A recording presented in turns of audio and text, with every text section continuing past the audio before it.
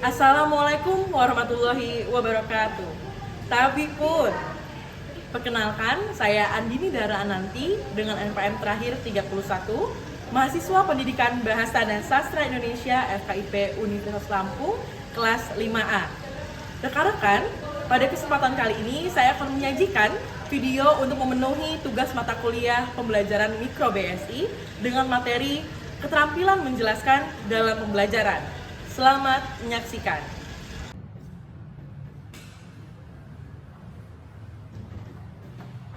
Assalamualaikum warahmatullahi wabarakatuh. Waalaikumsalam. Ya, apa kabarnya anak-anak? Alhamdulillah ya Ibu. Sudah makan siang belum? Sudah. Sudah. Kalau sholat zuhur? Sudah Bu. Sudah juga, alhamdulillah. Nah, karena kondisi kelasnya dari istirahat ya. Kalau kemarin kita tes kesiapannya seperti apa anak-anak? Alhamdulillah luar biasa. Dahsyat. Coba ya, Ibu coba ya. Masih ingat nggak? Kalau misalnya Ibu ngomong apa kabar anak-anak? Jawabnya? Alhamdulillah luar biasa. Dahsyat. Alhamdulillah masih ingat. Nah, kalau kemarin pagi kita tes kesiapan seperti itu, siang ini Ibu ada yang beda nih. Kalau misalnya Ibu ngomong selamat siang, anak-anak jawabnya siang, semangat, gitu ya. Coba, selamat siang anak-anak. Siang. Semangat. Aduh, ayo belum semangat nih. Coba ya, ayo coba lagi ya. Bisa ya? Oke, selamat siang anak-anak. Siang. Semangat.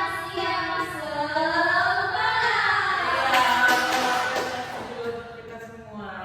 Baik, anak-anak, sesuai dengan ucapan kita tadi, semoga pembelajaran kita pada hari ini semangat juga. Jadi, kalau misalnya ada yang kurang enak badan atau mau ke kamar mandi ke belakang atau apapun itu ngomong ya. Apalagi pembelajaran kita pada siang hari, cuacanya juga panas gitu. Tapi alhamdulillah ya malam ini sejuk gitu. Terus walaupun udah siang nggak ada polusi udara ya anak-anak ya. Jadi kita nggak boleh ngeselin teman-temannya. Kalau misalnya dirasa kita udah ada keringetan nih, agak-agak pakai parfum atau agak-agak pakai wangian gitu ya. Pembelajaran kita tetap kondusif, terus juga nyaman dan fokus. Masa nanti Ibu lagi ngejelasin, anak-anak kok ini tapi ada aroma yang gimana gitu kan? Jadi nggak enak juga ya anak-anak ya. Gitu. Jadi mohon kesadarannya. Terus juga karena kita jam pembelajaran kali ini siang, kalau misalnya ada sampah-sampah, terus ada barang-barang yang enggak dipakai pada pembelajaran ini, boleh disimpan dan dibuang terlebih dahulu. Bisa ya Kak ya? Sudah semua? Oke, pada pembelajaran hari ini, karena tadi sudah ada semangat ya, dan semoga pembelajaran kita diberikan kelancaran, kemudian juga diberikan keberkahan, anak-anak dapat memahami materi dengan baik. Alangkah baiknya kita memulai pembelajaran pada siang hari ini dengan mengucapkan lafaz basmalah. Bismillahirrahmanirrahim. Ya, sebelum memulai pembelajaran, Ibu akan terlebih dahulu ya. Untuk saudara Ani ada. Hadir Bu. Baik, untuk saudara Nia hadir. Hadir Bu. Untuk rekan-rekan lain juga hadir ya. Hadir semua Bu. Alhamdulillah, kalau hadir semua. Bagus, perhatikan ya anak-anak. Kalau misalnya ada yang mau izin atau sakit pun harus memberikan konfirmasi dan juga memberikan keterangan. Ya. Oke anak-anak, sebelum kita mulai materi, sebelum kita masuk dalam materi, ingin mulai sedikit mengenai pembelajaran kita pada pertemuan sebelumnya. Sebelumnya kita telah mempelajari bagaimana menyampaikan opini dalam mengenai perundungan ya di dalam sekolah. Nah, ayo masih ingat nggak opini itu apa? Opini itu sesuatu ungkapan yang memberikan pendapat pribadi. Iya, betul sekali. Jadi yang harus digarisbawahi bahwa opini merupakan pendapat atau pandangan seseorang mengenai sesuatu. Betul. Nah, kalau Mia, perundungan itu apa Mia? Perundungan itu adalah perbuatan yang tidak baik, Bu, yang bisa seperti verbal maupun non-verbal atau sosial. Iya, betul sekali. Perundungan atau bullying itu merupakan hal negatif ya, anak-anak ya yang tidak boleh dilakukan terlebih di dalam lingkungan sekolah. Ya, karena alhamdulillah anak-anak masih ingat materi pertemuan kita sebelumnya, maka pertemuan kali ini kita akan membahas materi yang lain. Sebelumnya ibu telah memberikan tugas pada anak-anak untuk membaca cerita pendek ataupun novel yang memiliki tema mengenai perundungan. Jadi kali ini kita akan membahas pengelompokan tokoh dalam cerita tersebut. Baik, karena pada materi pembelajaran kali ini kita akan mengungkap perwatakan tokoh dalam cerita. Sekarang kita akan membahas mengenai watak. Nah, anak-anak, apakah ada yang tahu apa itu watak? Ayo, ada silakan. Watak itu seperti sifat, Bu. Boleh, bagus. Mia bisa menambahkan? Itu seperti sifat, Bu. Sama, oke boleh. Jadi anak-anak, karena kita akan membahas perwatakan tokoh dalam cerita pada pembelajaran kali ini, maka terlebih dahulu kita harus mengetahui sebenarnya apa sih watak itu? Ya, watak merupakan dalam KBBI merupakan sifat batin manusia yang mengaruhi segenap pikiran, kemudian tingkah laku seperti budi pekerti ataupun tabiat. Nah, apa nih tanggapan kalian mengenai pengertian watak dalam KBBI? Ada yang menyampaikan? Ya boleh. Nih. Berarti watak itu seperti tingkah laku atau sifat pribadi bawaan manusia, Bu. Iya boleh. Berarti watak merupakan sifat atau tingkah laku.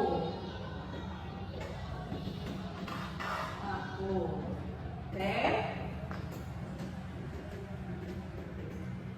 Nah, watak ini memiliki beberapa pengertian sebenarnya tergantung pada konteksnya apa. Nah, karena ada beberapa konteks mengenai kata watak ini, jadi dapat kita simpulkan ada 3 poin. Ya, bisa tolong dibacakan? Jadi watak dapat memiliki beberapa arti tergantung pada konteksnya, antara lain 1. Kepribadian atau sifat-sifat karakter, 2. Sifat bawahan atau ciri khas, 3. Gaya atau karakteristik khusus. Iya, terima kasih. Jadi pada poin pertama, watak bisa diartikan sebagai kepribadian atau sifat-sifat karakter. Nah, karena di dalam pembelajaran bahasa Indonesia ini kita mempelajari tentang bahasa dan sastra, benar sekali. Jadi dalam konteks pembelajaran bahasa Indonesia, terutama dalam sastra, itu watak merupakan kepribadian atau sifat-sifat karakter sering digunakan untuk merujuk pada karakter atau sifat-sifat yang dimiliki oleh seseorang. Misalnya seseorang itu dapat memiliki watak yang ramah, yang bekerja keras, ataupun sabar seperti itu. Kemudian pada poin kedua, watak dapat diartikan menjadi sifat bawaan atau ciri khas, yaitu seperti tingkah laku ataupun sifat yang dapat menunjukkan kriteria atau ciri khas tertentu dari seseorang. Kemudian yang ketiga dapat diartikan juga sebagai gaya atau karakteristik khusus yang membedakan antara satu individu ataupun satu tokoh dengan tokoh yang lain. Oke, lalu ada kotak perwatakan. Apakah sama dengan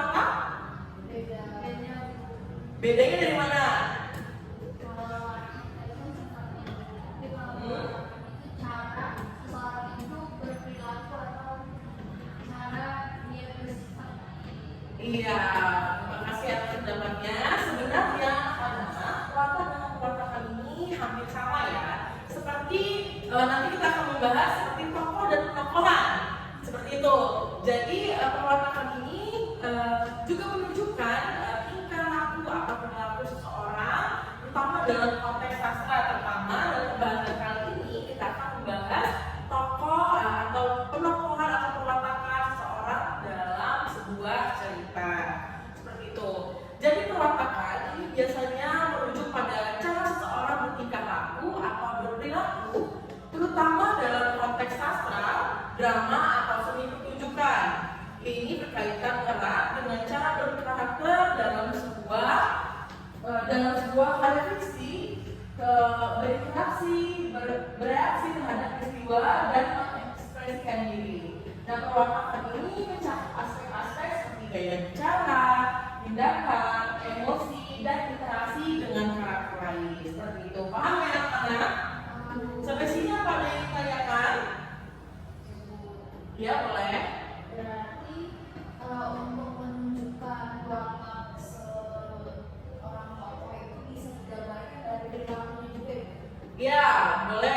Bisa digambarkan dari perilaku, tapi ke dalam konteks cerita itu biasanya penulis menunjukkan watak atau perwatakan seorang tokoh itu dari garis besarnya. Jadi dari alurnya, dari plotnya itu akan menggambarkan bagaimana watak atau perwatakan seorang tokoh tersebut. Seperti itu. Apa sudah bisa dipahami, Anin? Bisa Baik. Kemudian kita akan membahas langsung masuk ke dalam materi pembelajaran kita yang pertama pada hari ini, yaitu mengungkap perwatakan tokoh dalam cerita. Nah, kemarin Ibu sudah menugaskan anak-anak untuk mencari cerita pendek ataupun kutipan dari novel mengenai cerita yang terdapat tema perundungan di dalamnya ya. Pastinya kalian juga sudah mengamati tokoh-tokoh di dalamnya, bagaimana dia bertingkah laku di dalam cerita tersebut dan lain sebagainya. Oke, tapi sebelumnya kalian ini tahu nggak sih sebenarnya pengertian dari novel itu apa? Tahu nggak? Kalau bisa, kalau Ani bacakan ya kan? Jadi novel merupakan karya prosa fiksi yang panjang, mengandung rangkaian cerita kehidupan seseorang dengan orang-orang sekelilingnya, dengan menonjolkan watak dan sifat setiap tokoh. Iya, terima kasih. Ya, jadi cerita dari novel ini dapat menggambarkan kisah ya. Intinya itu menggambarkan kisah, kemudian di dalamnya itu terdapat unsur-unsur. Nah, itu yang akan kita pelajari pada pembelajaran kali ini. Jadi, unsur-unsur novel itu terdapat dua secara garis besar, yaitu unsur intrinsik dan ekstrinsik. Nah, dari namanya saja sebenarnya sudah bisa anak-anak tahu ya unsur apa aja, yaitu unsur intrinsik itu adalah unsur yang ada di dalam. Benar, karena intrinsik ya, jadi pasti ada unsur dari dalam novel tersebut. Kemudian unsur ekstrinsiknya dari luar novel. Benar, dari luar novel. Ya, untuk yang pertama kita akan membahas unsur intrinsik. Unsur intrinsik itu secara garis besar terdapat 5 unsur. Yang pertama terdapat tema. Tema ini biasanya merupakan pokok pikiran dari suatu cerita atau suatu novel. Misalnya temanya mengenai perundungan, kemudian bisa romansa dan lain sebagainya. Seperti itu, paham ya? Untuk tema seperti itu penjelasannya. Kemudian yang kedua, nah ini merupakan pembahasan utama kita pada pertemuan kali ini, pada pembelajaran kali ini, yaitu tokoh dan penokohan. Tokoh dan penokohan ini adalah para pelaku, tokoh ya, mohon maaf, tokoh adalah para pelaku yang terdapat dalam cerita. Sementara penokohan merupakan pemberian watak. Nah, tadi kita sudah mempelajari ya, watak itu merupakan benar sifat atau perilaku dari tokoh yang ada di dalam cerita. Jadi kurang lebih sama ya antara tokoh dan penokohan, serta watak dengan perwatakan. Kemudian yang ketiga, dalam unsur intrinsik sebuah novel itu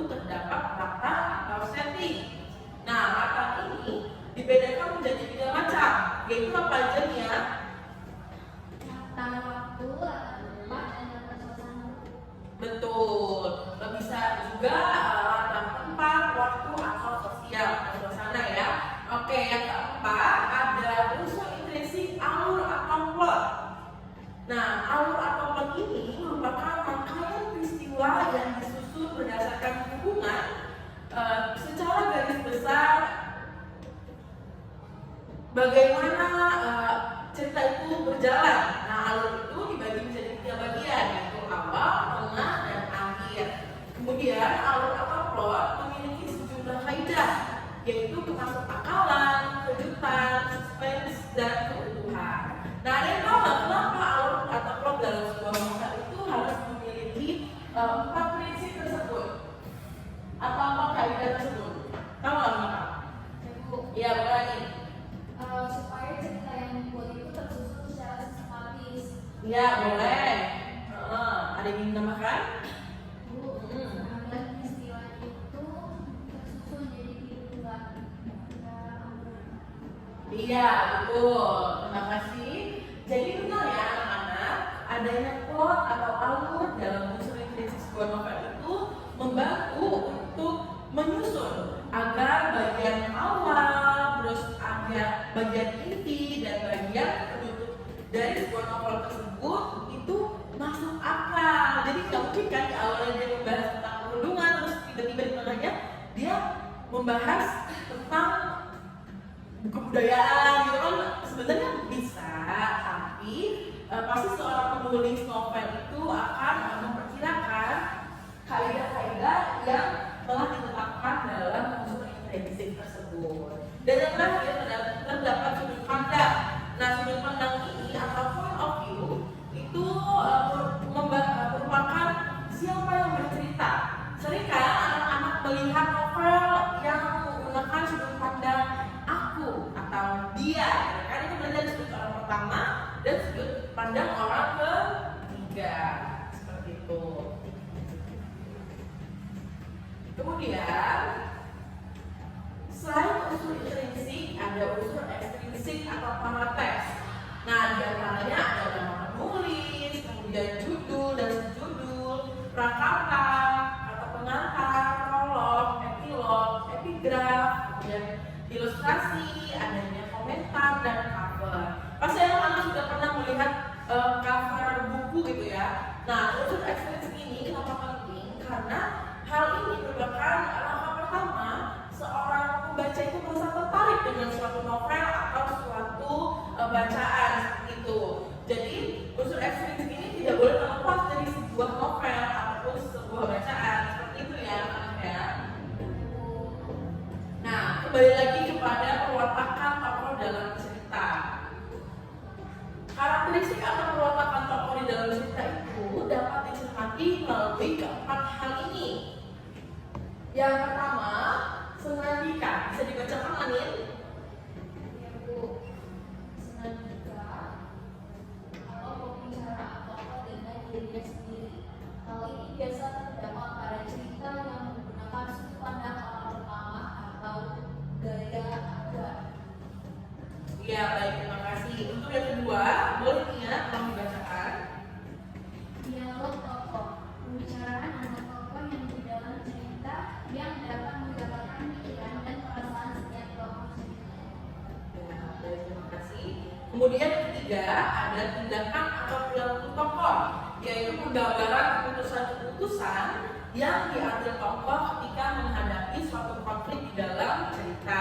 Dan yang terakhir, terdapat fisik dan watak tokoh adalah penggambaran secara langsung bentuk fisik dan watak melalui deskripsi di dalam cerita. Nah, untuk penggambaran fisik dan watak tokoh ini sebenarnya bisa dilakukan dengan dua cara, secara langsung dan tidak langsung ya. Untuk gampangnya kita sebut seperti itu saja ya. Nah, secara langsung itu biasanya penulis menggambarkan seorang tokoh itu biasanya kalian bisa pernah kan membaca itu ada kalimatnya. Misalnya ada seorang perempuan dengan rambut lurus, mata berbinar, seperti itu. Nah, itu secara langsung ya. Tapi secara tidak langsungnya bisa orang lain, tokoh lain di dalam cerita tersebut menceritakan seseorang gitu. Misalnya tokoh aku menggambarkan tokoh ibu. Jadi dia bercerita kalau misalnya dia memiliki ibu yang berbadan besar, terus memakai jilbab seperti itu ya. Anak-anak bisa dipahami ya, pernah ya membacanya ya. Oke, nah sampai sini ada yang ditanyakan? Sudah paham? Sudah. Mungkin nanti ya di akhir pembelajaran akan ada yang bertanya lagi mengenai materi ini. Masih Ibu terima pertanyaannya. Nah, jika tidak ada pertanyaan untuk sekarang, silakan anak-anak membaca prolog singkat dan juga cuplikan dari bab 1 sebuah novel di buku cetak pada halaman 112. Silakan dibuka. Sudah? Jadi di dalam buku teks kita terdapat prolog dan cuplikan bab 1 dari novel Unfriend You, Pastikan Kau Temanku. Nah, novel ini salah satu novel yang membahas atau mengangkat tema mengenai perundungan ya anak-anak. Ya, bisa kalian baca dulu prolog dan bab 1 tersebut, kemudian anak-anak bisa menuliskan perwatakan dari tiap tokoh yang terdapat di cerita tersebut yang kalian temukan ya. Jadi nggak perlu sama apa-apa. Nah, kalian tulis di buku tulis, beri waktu 10 menit, silakan.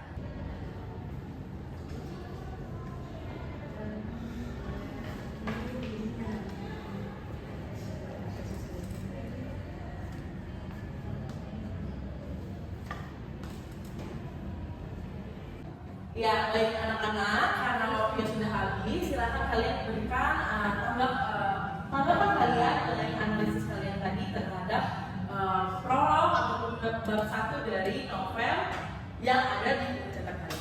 Silakan. Ya, Bolani. Terdapat tokoh utama nama Katrisa yang memiliki watak baikku. Katrisa ya? Bisa watak baik menurut Adik.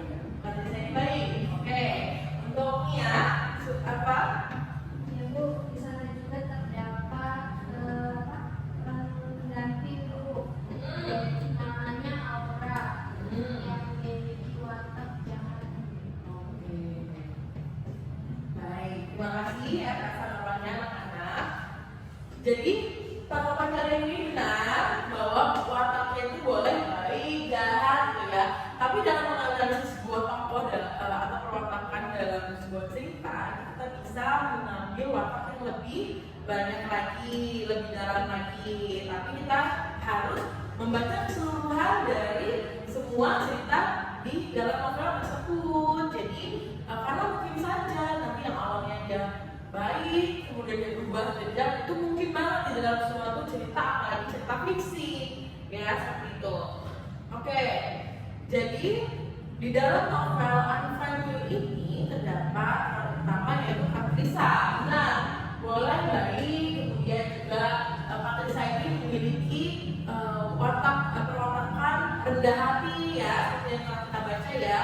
Kemudian ada yang terlupa nih, yaitu tokoh Langit.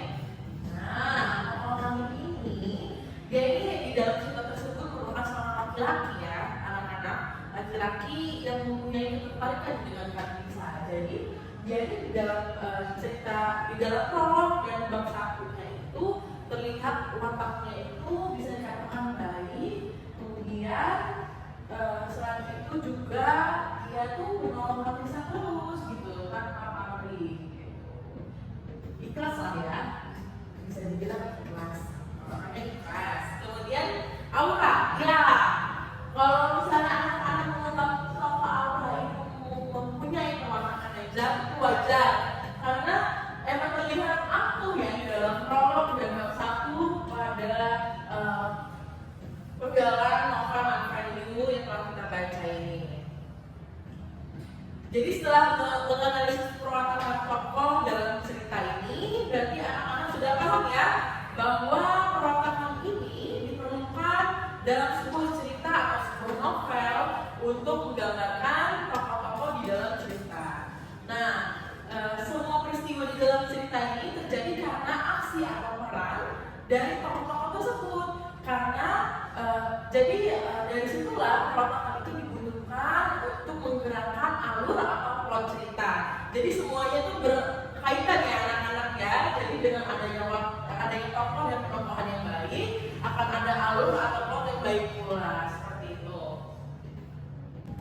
Iya, jadi dengan adanya tokoh dan penokohan yang baik juga akan berakibat atau berkaitan dengan alur atau plot yang bagus pula ya. Nah, banyak penulis atau pengarang itu yang mempunyai ciri khas di dalam pembuatan novel atau cerita-ceritanya. Nah, anak-anak ada nggak yang memiliki saya suka sama penulis ini Bu, gitu, karena tulisannya itu kreatif banget, terus bahasanya itu tuh enak dibaca, gimana? Ada nggak? Dari Adik dulu nih, ada nggak penulis yang Adik suka? Ibu, Iya, boleh. saya suka karyanya Ahmad Tohari, Bu. Kenapa tuh? Karena dari penulisannya unik, juga dia bisa menggambarkan tokoh dengan sangat elok sehingga para pembaca bisa membayangkan suasana maupun latar yang ada di novel tersebut. Baik, terima kasih. Ya, jadi Abi menyukai penulis atau Tohari ya, karena penulisannya membuat Abi atau pembaca itu bisa seolah-olah masuk ke dalam ceritanya tersebut. Jadi seakan-akan cerita yang diberikan itu nyata ya Nia ya. Oke, terima kasih untuk Nia. Apa ada penulis yang Nia suka? Saya suka tulisan dari buku. Kenapa tuh? Dia itu suka mengkritisi itu. Oh ya.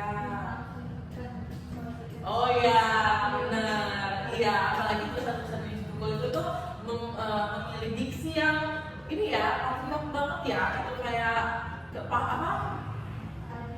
Iya, benar. Kayak itu saya kuat banget kalau di buku itu ya. Kalau ibu sendiri itu suka menulis dari benar nggak baca? Buku dari tadi.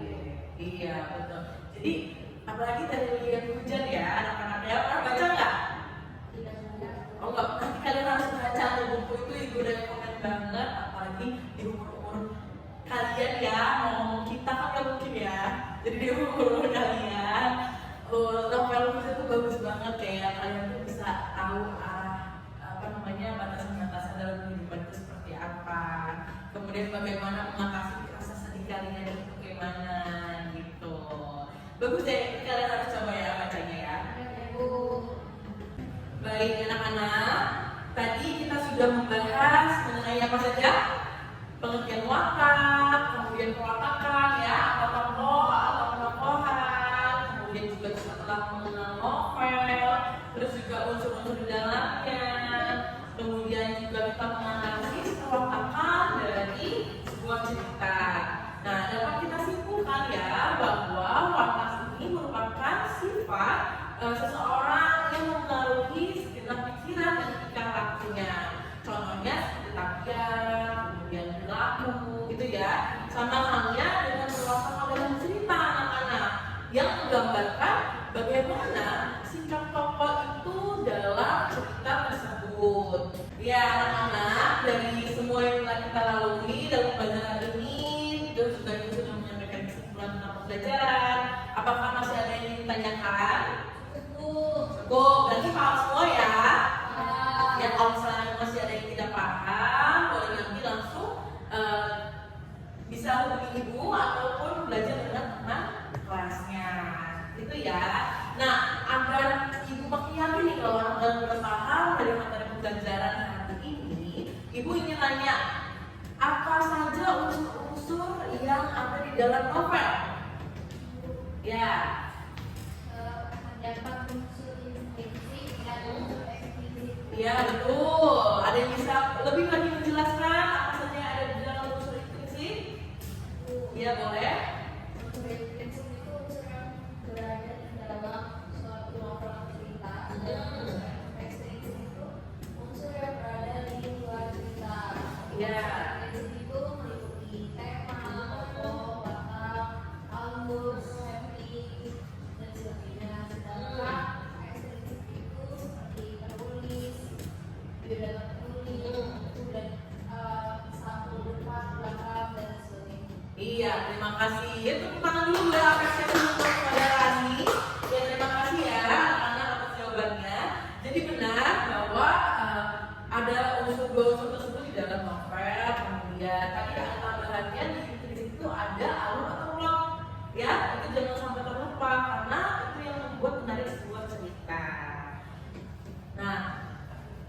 Tadi kan Ibu sudah menyinggung sedikit nih mengenai menulis kesukaan kalian ya. Nah, itu akan berkaitan dengan pembelajaran kita selanjutnya. Jadi, Ibu memiliki sedikit tugas ya untuk kalian. Tolong kalian di rumah mencari biografi atau informasi mengenai penulis yang kalian sukai gitu. Nah, kenapa Ibu bertanya kalian sukai? Agar kalian menguliknya itu banyak. Kalau misalnya kalian Ibu tentukan gitu harus mencari siapa, maka nanti kalian tuh hanya sedikit gitu mencari informasinya seperti itu ya. Jadi tolong cari biografi atau informasi mengenai penulis yang kalian suka, kemudian catat informasi tersebut dan kalian mencari informasi mengenai infografis. Nah, asik nggak dengan infografis? Asik ya. Jadi nanti akan kita pelajari ya. Yang penting kalian cari terlebih dahulu materi mengenai infografis ya, sedikit saja seenggaknya kalian tuh tahu kalau ditunjukin oh ini infografis, ini bukan, seperti itu ya anak-anak ya. Karena untuk materi selanjutnya kita akan mempelajari bagaimana menentukan bacaan dengan tampilan grafis seperti itu. Paham ya untuk tugasnya? Ada yang ditanyakan? Cukup, baik. Berarti Ibu anggap paham semua ya sama tugasnya ya. Ya, anak-anak, sebelum kita menutup pembelajaran pada siang hari ini, Ibu harapkan pembelajaran tadi sudah kita terima dapat rekan-rekan pahami dan juga berguna atau bermanfaat ya untuk kita semua ya. Amin. Nah, untuk mengakhiri pembelajaran pada hari ini, marilah kita bersama-sama melafalkan lafaz hamdalah. Alhamdulillah. Terima kasih anak-anak atas antusiasnya. Sampai jumpa di pertemuan selanjutnya. Terima kasih. Wassalamualaikum warahmatullahi wabarakatuh. Waalaikumsalam warahmatullahi wabarakatuh. Demikianlah video yang dapat saya sampaikan. Terima kasih, semoga bermanfaat. Wassalamualaikum warahmatullahi wabarakatuh. Assalamualaikum warahmatullahi wabarakatuh. Perkenalkan, nama saya Mia Fariza dengan NPM 2113041069. Di sini saya bertugas sebagai observer tulisan dari saudara Andini Dara Ananti. Baik, perkenalkan saya Nidia Zarasabila dengan NPM 21130411029 berperan sebagai observer tulis pada Andini Dara Ananti. Baik, saya akan menyampaikan hasil dari observer tulis dari aspek kejelasan. Saudara Andini sudah memenuhi aspek kejelasan dengan guru menyadari adanya keterbatasan perbendaharaan kata-kata dan ungkapan yang dimiliki siswa, maka itu guru tidak menggunakan kalimat yang berbelit-belit. Yang kedua, guru menghindari penggunaan kata-kata yang meragukan dan yang berlebihan. Kemudian aspek selanjutnya yaitu penggunaan contoh dan ilustrasi. Di sini saudara Andini juga sudah memenuhi. Yang ketiga yaitu aspek pengorganisasian. Saudara Andini juga sudah memenuhi aspek ini dengan menggunakan atau menunjuk jelas pola struktur sajian. Yang kemudian guru memberikan ikhtisar butir-butir yang penting baik selama pelajaran maupun di akhir pelajaran. Guru juga mengadakan variasi suara dalam memberikan penekanan. Kemudian butir-butir penting dalam penjelasan diberi tekanan dengan cara mengulanginya. Yang selanjutnya yaitu penekanan yang berbeda diberikan pula dengan mimik, isyarat, atau dengan gerakan selama pelajaran berlangsung. Namun di sini saudara Andini dicentang tidak dengan pemberian tekanan juga diberikan dengan menggunakan gambar-gambar demonstrasi atau benda sebenarnya. Nah, di sini saudara Andini tidak mencantumkan aspek tersebut dalam praktiknya. Kemudian ada aspek balikan. Nah, di sini saudara Andini sudah memenuhi aspek balikan, yaitu guru mengajukan pertanyaan untuk mengetahui pemahaman minat atau sikap siswa tentang relevansi atau kegunaan penjelasan tersebut, dan juga guru menggunakan balikan itu untuk menyesuaikan ketepatan atau mengubah maksud penjelasan itu. Sekian dari saya, observer lisan dari saudara Andini. Saya akhiri. Wassalamualaikum warahmatullahi wabarakatuh.